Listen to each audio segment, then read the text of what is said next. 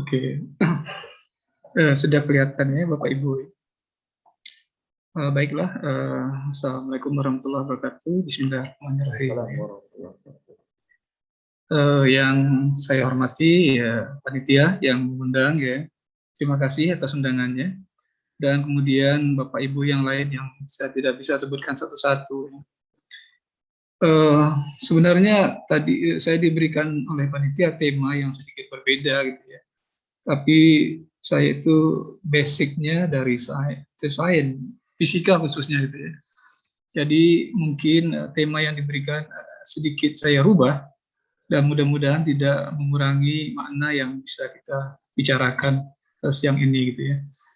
Jadi saya angkat tema membangun kemandirian penelitian, kolaborasi dan pengabdian masyarakat gitu ya.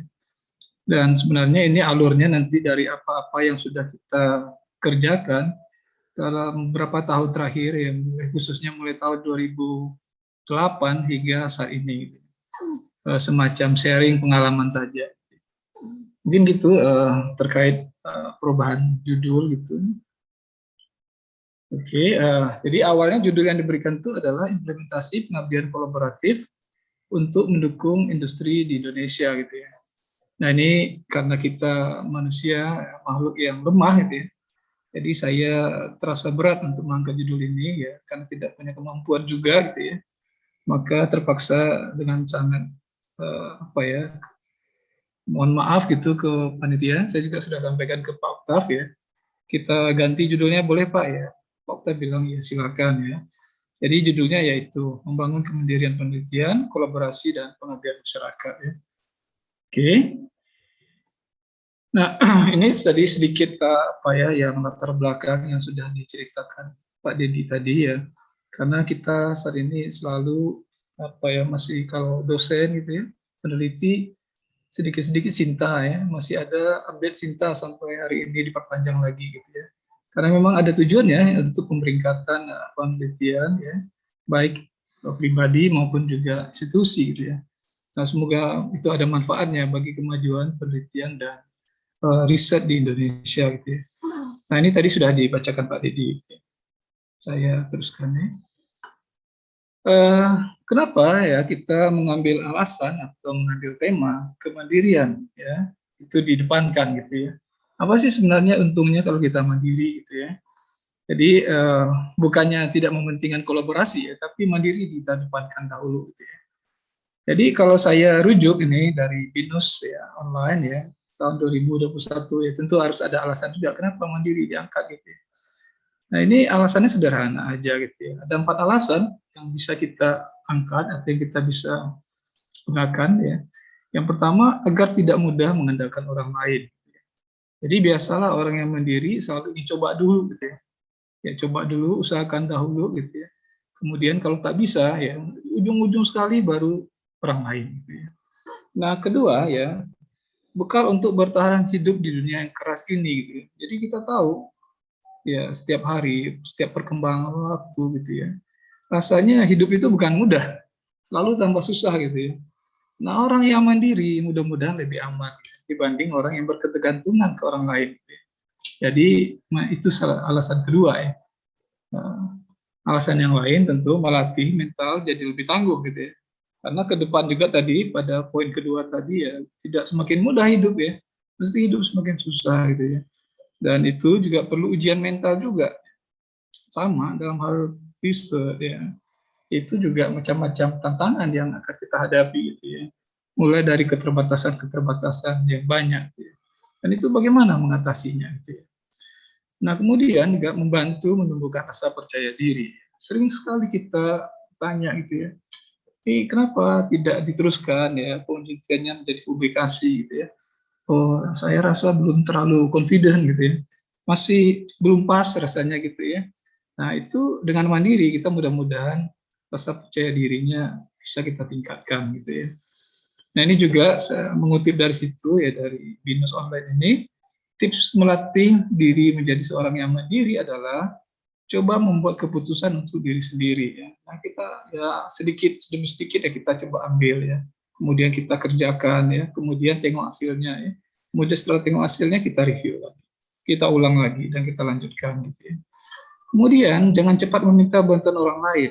Nah, ini Maaf, tadi Prof. ya. Saya potong sebentar, Prof. Slide-nya Ya, tak jalan, Prof. oh ya gitu ya. Ya, Sebentar kali gitu ya. Slide tak jalan ya. Berarti saya mundur dulu caranya ya. mungkin di stop screen dulu, habis itu di share screen ulang. Oh, stop screen dulu ya. Sekarang yang tampil itu halaman pertama yang belum di slideshow kan. Oke, saya stop dulu. Stopnya ya. Oke, saya ulang lagi ya. Ya, Prof. Atau gini aja, kalau gini jalan. Oke, sebentar. Kalau seperti ini jalan, Bapak Ibu? Jalan, Prof. Jalan, Prof. Atau gini aja ya, nggak apa-apa Ya, ya, Prof. mungkin ada Silakan, Prof. keterbatasan ya. Nah ini tadi terkait judul yang sudah saya sampaikan alasannya ya, karena tidak mempunyai kemampuan mengangkat judul yang diberikan ya, cukup berat untuk kami gitu ya, sehingga kita mengubah sedikit judul ini sesuai dengan apa yang kita rasa mampu untuk menyampaikan gitu ya. Nah ini saya loncat aja, tadi Dokter Edi sudah sampaikan ya. Nah tadi saya sampaikan tentu harus ada alasan mengapa kita memilih mandiri dulu gitu ya, kemudian baru lanjutannya gitu ya.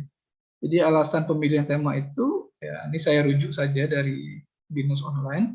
Yang pertama, agar tidak mudah mengandalkan orang lain. Gitu ya.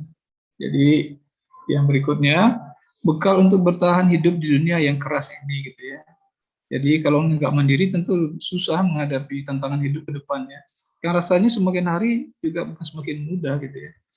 Kemudian melatih mental jadi lebih tangguh. Gitu ya. Ya orang yang mandiri mudah-mudahan mentalnya lebih kuat ya, tidak mudah mengeluh gitu ya, kemudian membantu menumbuhkan rasa percaya diri ya. Ya tadi saya sudah sampaikan ya, misalnya contoh yang sederhana dalam kita membuat suatu kajian atau publikasi atau penelitian ya, sering sekali kita awal-awal itu merasa tak percaya diri gitu ya. Oh ini rasanya masih kurang ya, itu salah satu contoh tak percaya diri gitu ya. Tapi kenapa tidak coba saja itu publish atau gimana gitu ya, nanti kita tengok komen atau apa gitu ya. Nah, kemudian yang lain ya, tips sederhana untuk bagaimana agar mandiri gitu ya. Cobalah membuat keputusan untuk diri sendiri ya. Kemudian jangan cepat meminta bantuan orang lain. Sebenarnya ini yang paling penting ya. Kemudian belajar menanggung beban hidup yang ada. Gitu. Oke, tadi ini saya lewat aja ya. Kemudian alur presentasi yang ingin saya sampaikan adalah yang pertama membangun kemandirian penelitian di laboratorium material dan nanoteknologi jurusan fisika Pak Undri ya. Jadi yang saya ceritakan apa yang saya kerjakan aja gitu ya. Yang tidak saya kerjakan saya tak bisa ceritakan. Kemudian kolaborasi yang sudah kami buat ya. Kemudian pengabdian masyarakat yang berbasis penelitian gitu ya. Nah ini memang Bapak Ibu mohon maaf ya sedikit berbeda yang kayaknya di sini ada Aptikom gitu ya. Saya basicnya dari fisika MIPA ya. Tapi mudah-mudahan saya bisa cerita secara umum yang gamblang dicerna gitu ya, sehingga ini juga tidak mengurangi maknanya gitu ya. Oke gitu ya. Jadi alurnya seperti itu. Dan yang berikut, nah ini yang baru-baru nih ya, Pak Jokowi dengan bangga sekali mengatakan bahwa apa?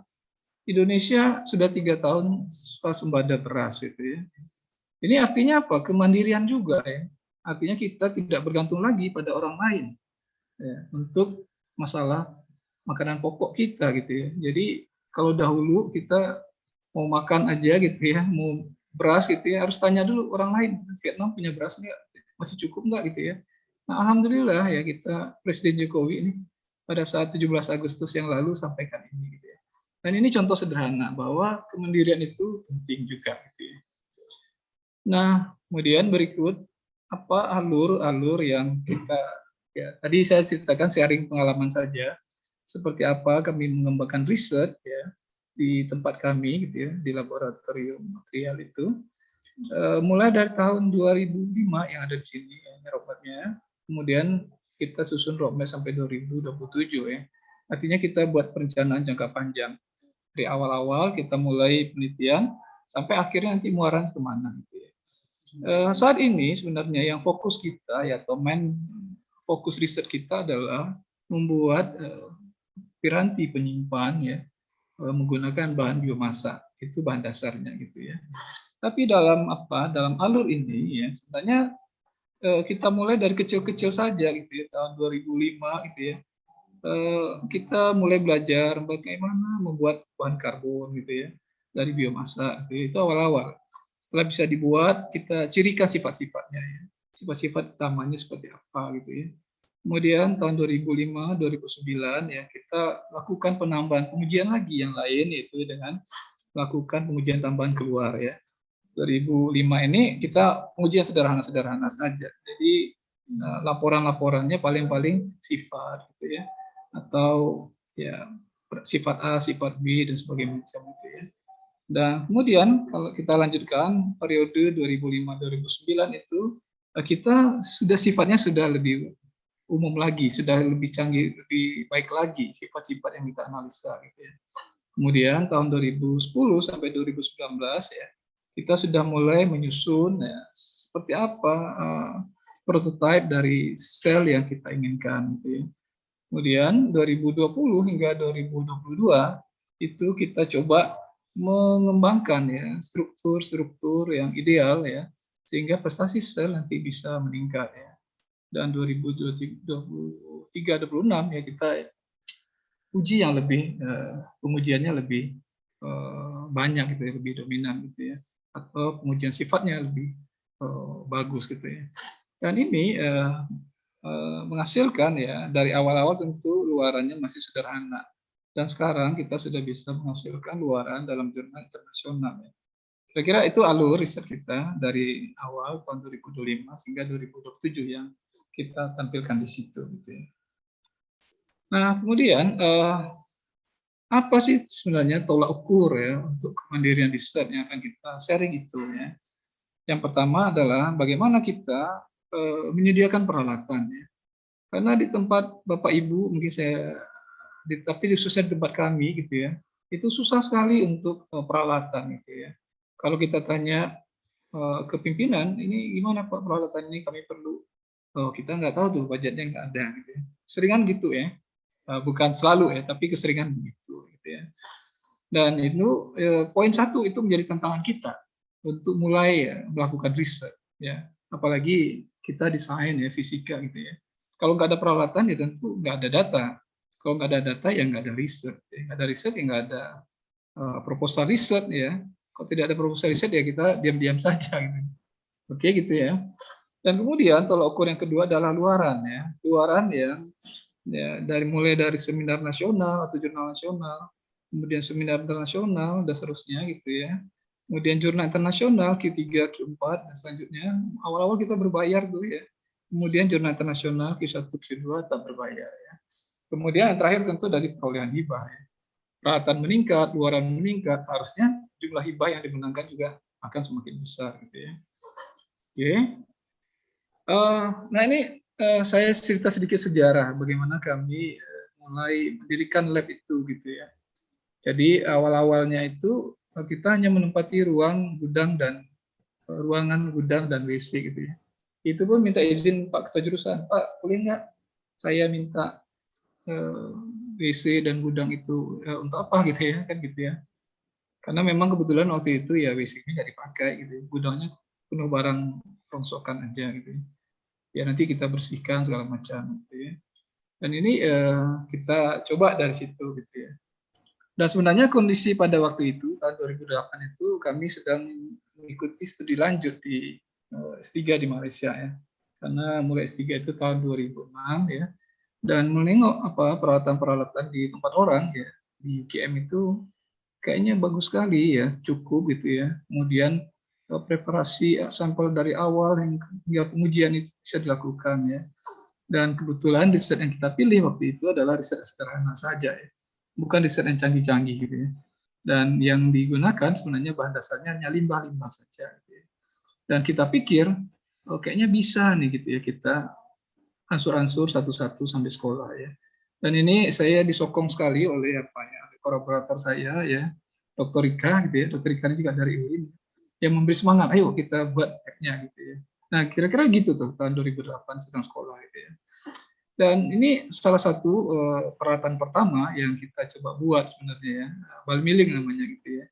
Bal milling ini ya kita buat dengan bantuan mahasiswa gitu ya. Dan harganya kalau dibanding atau kita beli dengan yang standar yang bagus itu ya tentu sangat murah ya, sangat berbanding terbalik. sangat murah ya gitu ya. Dan karena ada alat ini sebenarnya gitu, ini di mana mau ditaruhkan gitu ya. Kalau nggak ada tempat ya susah nih, makanya kita coba bangun lab itu gitu ya. Dan satu tahun setelah itu kita alhamdulillah dapat hibah nasional ya, hibah bersaing 70 dan 80 juta gitu ya. Dan luarannya memang masih nasional. Dan ini saya contohkan juga ya, peralatan lain yang kita coba ansur-ansur sediakan ya. Yang di sebelah gambar B itu namanya outlet stirrer ya. Harganya kita beli yang murah aja lah gitu ya, karena prinsipnya low cost, produk lokal gitu ya. Kemudian yang paling penting itu fungsinya bisa dioptimalkan ya. Kalau kita bandingin dengan gambar sebelah itu, yang A, itu yang canggihnya lah gitu ya. Sekali jalan bisa 3 gitu ya. Ya kita nggak perlulah mungkin satu aja gitu ya. Sehingga harganya bisa banding jauh gitu ya. Nah ini hibah kita tahun 2010-2011 ya. Artinya memang setiap tahun itu kalau ada proyek kita simpan uang beli alat ya. Simpan uang beli alat gitu ya. Nah ini misalnya contoh alat yang lain yang kita upayakan juga ya. Furnace ya. Furnace yang punya kita yang gambar B ini ya. Yang di sebelah itu yang mahal lah gitu. Ini kita cari-cari informasi dapat di Glodok ya, di Bandung ya. Harganya murah sekali waktu itu sekitar 20 juta. Tapi di sebelahnya ini cukup tinggi harganya nih. Mungkin yang catatan dari sini mungkin nggak sesuai. Sebenarnya harganya tinggi. Artinya memang kita perdayakan yang buatan lokal ya. Yang penting bisa membakar, kemudian pakai gas. Karena biomasa kalau dibakar tak ada gasnya nanti jadi abu gitu ya.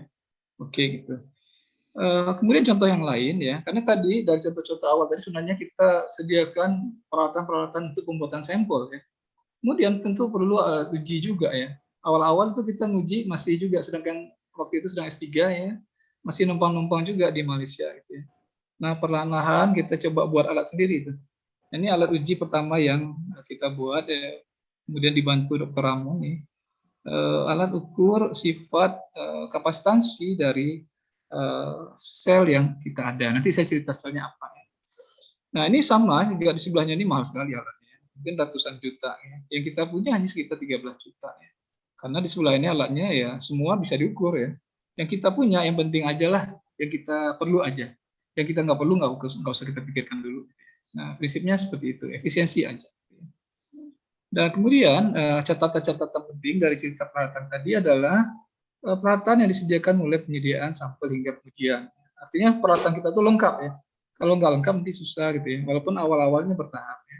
Kemudian catatan kita, setiap ada proyek yang dimenangkan, sisihkan untuk penyediaan peralatan ya. Karena nabung sifatnya ya, investasi gitu ya. Kemudian tidak perlu mahal, yang penting fungsinya gitu ya. Kemudian bertahap peralatan akan lengkap. Selanjutnya kalau sudah lengkap perlu peningkatan fungsi atau penambah peralatan yang lebih canggih ya. Kadang-kadang kita perlu tuh kalau nanti mau publish di jurnal Q1 biasanya diminta macam-macam ya. Nggak cukup hanya pengujian standar ya, dia minta macam-macam ya. Itu bertahap kalau ada pendanaan ya diusahakan. Nah, luaran yang kita dapatkan tadi ya, seiring bertambahnya peralatan yang ada, luaran khususnya publikasi kualitasnya akan meningkat pula gitu ya. Tahun 2009 hingga 2016 itu masih luaran berupa proceeding dalam seminar nasional dan jurnal nasional. Karena ya paling-paling baru ceritanya uji A, uji B, dan segala macam gitu ya. Kemudian tahun 2017 luaran kita proceeding dalam seminar internasional sudah mulai trended Scopus ya. Jadi memang kita pilih proceeding ya, tapi sudah masuk Scopus ya. Nah disinilah kita mulai awal-awalnya kenal Scopus gitu ya. Kemudian tahun 2018 sampai 2019 luaran kita sudah menjadi dari proceeding ke jurnal itu sebenarnya agak berat juga ya, nggak mudah gitu karena datanya harus lebih lengkap gitu ya, dan pengujian juga harus lebih banyak gitu ya. Dan kita sanggupnya hanya jurnal Q3 tapi berbayar. Biasanya Q3 berbayar ini agak ringan gitu ya, reviewnya lebih ringan ya. Tapi kita waktu itu keluar Q3 itu satu papernya hampir ada yang 9 juta, ada 8 juta kira-kira begitu ya. Dan kemudian tahun 2020-2021 kita milih lagi meningkatkan lagi luaran kita ke Q1 gitu ya. Tapi masih bisanya yang berbayar juga gitu ya. Karena masih ada keterbatasan ya. Tapi seiring peralatan yang sudah tambah cukup, tambah lengkap ya, kualitas publikasi pun bisa kita tingkatkan ya. Kemudian tahun 2022 atau saat ini gitu ya, kita sudah punya 8 Q1 Scopus tak berbayar ya. Nah, ini capaian yang cukup membanggakan juga ya. Dari hanya nasional ya, tapi tahunnya juga cukup panjang. Tapi yang paling penting kita nampak ada evolusi, ada pergerakan gitu ya. Dari yang sederhana, keluarannya menjadi yang lebih baik gitu ya. Dan catatan kami juga untuk tahun ini kami masih ada sekitar 3 lagi yang under review, yang sudah review pertama ya. Nah, mudah-mudahan nanti ini bisa bertambah lagi. Nah, ini tadi contoh-contoh luaran yang kita katakan Q3 berbayar tadi. Ini salah satunya adalah jurnal International Journal Electrochemical Science ya. Ini di Serbia gitu ya. Kemudian yang jurnal Q1 berbayar ini ya, contohnya Elsevier ya, Q1, tapi ini berbayar, ini hampir sekitar 8 juta sampai 9 juta nih, satu papernya. Dan kita di sini ada 3 paper gitu ya, yang sudah publish ya. Dan yang lain, nah ini yang tadi kita cerita, jurnal Q1 tapi tak berbayar ya. Yang ini energy storage ya. Kita ada 2 paper di sini Q1. Kemudian di sini ada Chem Nanomed ya, kita ada juga 2 paper ya. Kemudian di sini ada juga energi research Q1 juga, kita ada 2 paper ya. Dan selanjutnya ada beberapa jurnal Q1. Tapi ini kita dapatkan di akhir-akhir ya. Setelah dalam waktu yang panjang ya, dari 2009 sampai 2022, berapa tahun. Dan ada manuskrip kita yang dalam proses review ya, ada Diamond Related Material, ini sudah review 1 ya, kemudian ada juga Chemistry Select dan ACS Omega. Ini ACS Omega ini bareng dengan Dr. Rika ya, review 1 ya. Tapi ACS Omega itu berbayar. Oke, sebenarnya yang kita kerjakan itu ya seperti ini ya. Limbah-limbah, saya akan cerita sedikit sebenarnya apa yang dikerjakan gitu ya.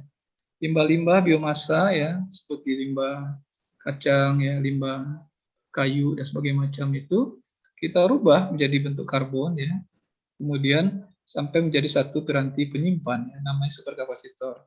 Saat ini alhamdulillah di tempat kami gitu ya, dari keadaan bentuk seperti ini ya, bentuk limbah dasar ini itu sudah bisa keluar menjadi bentuk seperti ini ya. Walaupun tidak terlalu sehebat ini gitu ya. Kira-kira gitu. Dan kita sudah bisa sebutkan berapa prestasi penyimpanan energinya. Dan ini kalau terkait sedikit superkapasitor, sebenarnya superkapasitor itu ya temannya baterai lah gitu ya. Dan saat ini Bapak Ibu tahu ya, karena mesti semakin lama energi itu akan habis ya, minyak akan hilang gitu ya, atau habis berkurang gitu ya, karena selalu dikonsumsi ya. Dan salah satu alternatif adalah listrik gitu ya. Dan misalnya saja di kendaraan ya, alternatif ke depan mestilah mobil listrik gitu ya. Dan superkapasitor berdekatan dengan baterai atau berteman dengan baterai adalah penyokong atau pemberi sumber tenaga untuk mobil listrik, itu salah satunya. Oke, itu yang terkait penelitian yang kita ceritakan yang sudah kita lakukan di tempat kita. Gitu ya. Dan kemudian kolaborasi ya. Jadi kolaborasi ini mohon maaf Bapak Ibu ya. Di tempat kita kami memang di awal-awal saat pendirian lab itu masih hilir mudik numpang-numpang ya sambil S3 numpang ke Malaysia tempat sekolah gitu ya. Nah kemudian setelah pulang ya saya teman-teman biasanya ada yang postdoc semacam, saya mengambil sikap yang lain ya. Kita pulang saja gitu ya. Apa yang bisa kita bangun di tempat kita bangun gitu ya. Dan setelah lab kita berdiri dan sudah mulai mapan gitu ya, sudah mulai menghasilkan luaran-luaran yang bagus gitu ya. Nah ini kolaborasi muncul sendiri gitu ya. Ini mohon maaf, saya tidak pernah menggagas kolaborasi dengan orang lain gitu ya. Tapi ya kita ternyata kolaborasi itu datang sendiri gitu ya. Ini ada teman yang nawarkan, ayo kita buat ini, ayo gitu ya. Nah misalnya ini ada dari teman-teman dari dari grup powder ya, menawarkan bagaimana kita buat kolaborasi berupa seminar ya, join seminar gitu ya. Dan ini salah satu penggagasnya adalah Prof. Made dari UNPAD, juga ada Prof. Kamel ya, dan Prof. Rupiasi dari Udayana, dan ada juga Dr. Widya Stuti dari ITS. Kita buat seminar rutin gitu ya, namanya ISFT gitu ya. Dan kita yang sebagai penggagas ini menjadi pembicara utama bergiliran. Gitu ya. Nah ini salah satu model kolaborasi yang ada yang kita bina saat ini. Yang lain ya, misalnya kolaborasi pembimbingan ya, mahasiswa S2 dan S3 gitu ya. Dan ini contoh-contohnya misalnya ada Prof. Herman Aziz dari Kimia Unan ya. Karena kerja kita tadi memang fisika, sebenarnya juga multidisiplin juga ya. Bisa ke kimia, bisa teknik kimia juga gitu ya. Dan teman dari UNAN ini, Prof. Eman Sah ini sudah senior sekali, ya, sudah hampir pensiun ya. Itu diskusi, bisa nggak kita membantu mahasiswa kami S2 di Pekanbaru ya. Oke, kita nggak ada masalah gitu ya. Kemudian ada juga Prof. Dayunir Dahlan dari UNAN juga ya. Sama pembimbingan mahasiswa S2 gitu ya. Kemudian ada Prof. Dalang dari Unhas ya. Ini membimbing mahasiswa S3 ya. Beliau ada proyek super kapasitor juga. Ada kendala masuk S3-nya ya. Terkendala kita akhirnya datang ke tempat kita 1 bulan dapat dikerja di tempat kita ya, alhamdulillah dapat rekor gitu ya. Dan mahasiswanya itu yang di bawah ini ya, Ibu Dr. Armia ini gitu ya. Kemudian lanjutannya Ibu Armia dengan kita terus berkolaborasi lagi membimbing mahasiswa S1 ya dan S2 gitu ya. Dan belakangan saya pun juga agak apa ya, surprise juga. Tiba-tiba ditunjuk menjadi promotor 1 mahasiswa S3 Ilmu Lingkungan UIR gitu ya. Dan yang kita sampaikan adalah judulnya harus sesuai dengan judul kita gitu ya.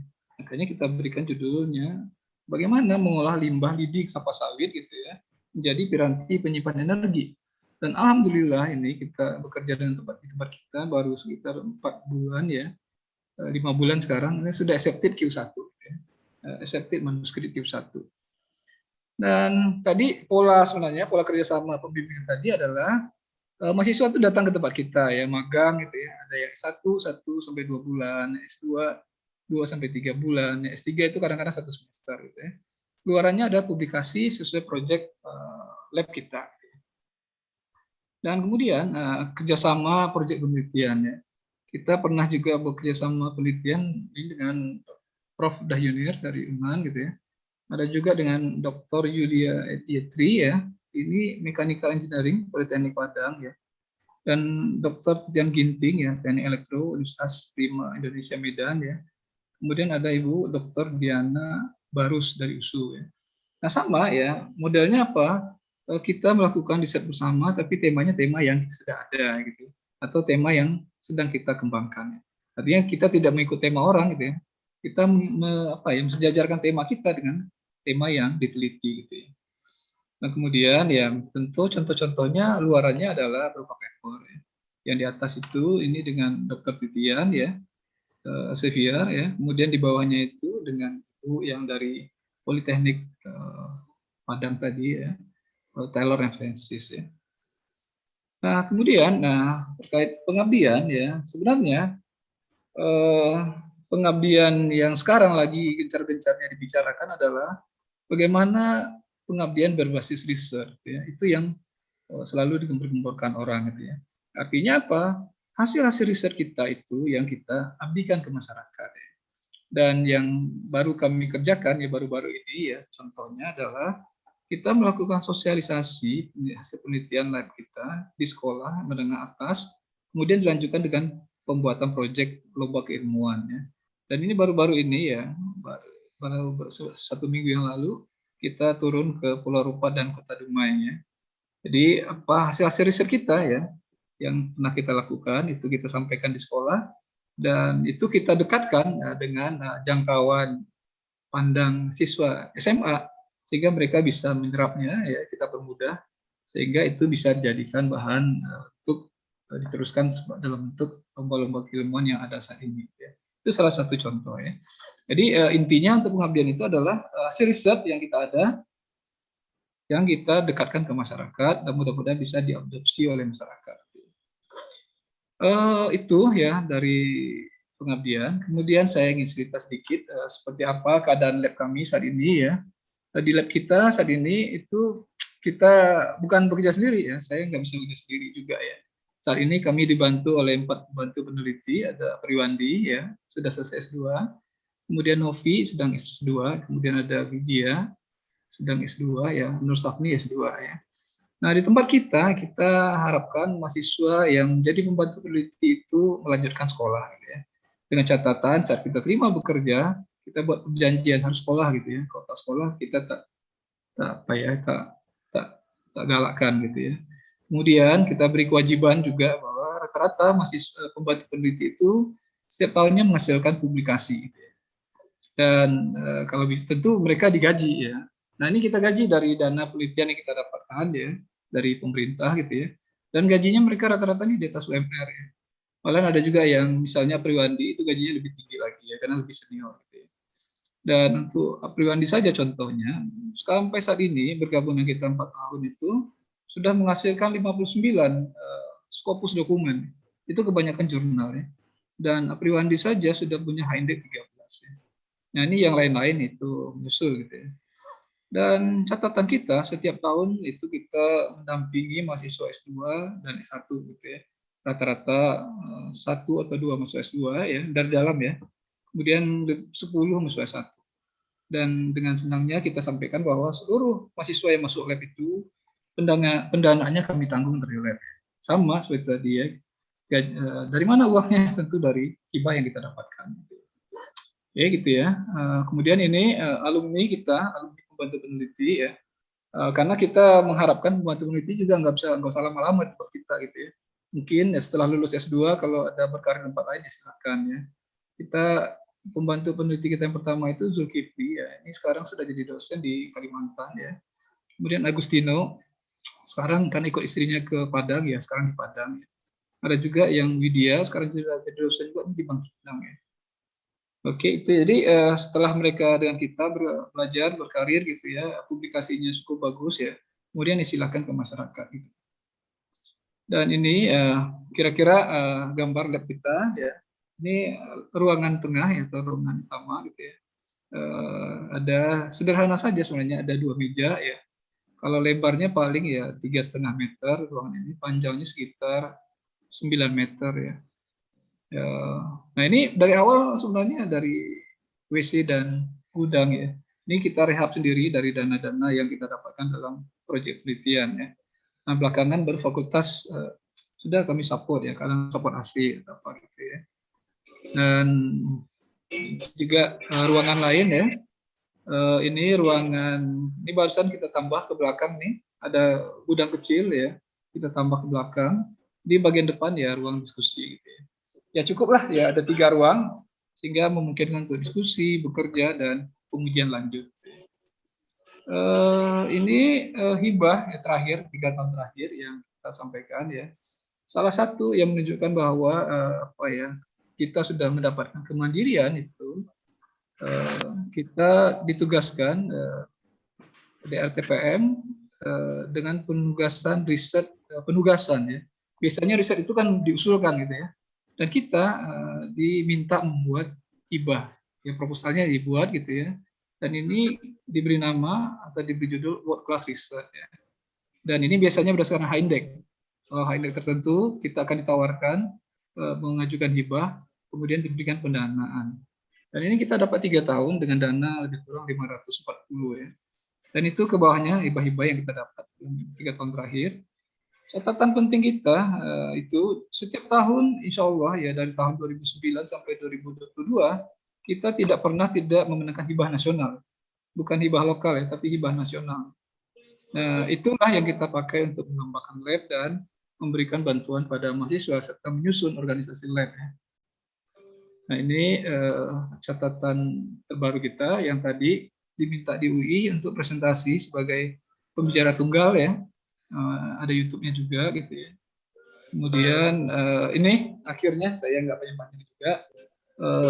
Kesimpulan yang bisa kita tarik dari cerita tadi, yang pertama kemandirian menjadi penopang kerjasama dan pengabdian pada masyarakat ya. Kemandirian mampu bertahan dalam penelitian lebih lama. Kemudian kolaborasi sifatnya sementara berdasarkan kepentingan sesaat ya. Mungkin itu yang pandangan dari saya ya. Mungkin Bapak Ibu punya pandangan lain ya, mungkin ya tidak ada masalah gitu. Tapi mandiri itu lebih penting ya. Kolaborasi juga penting sebenarnya ya. Tapi kolaborasi sifatnya adalah sementara. Kalau ada kepentingan kita berkolaborasi, kalau kepentingan sudah selesai kolaborasinya biasanya hilang. Mungkin gitu Dr. Dedi yang bisa saya sampaikan. Terima kasih. Baik.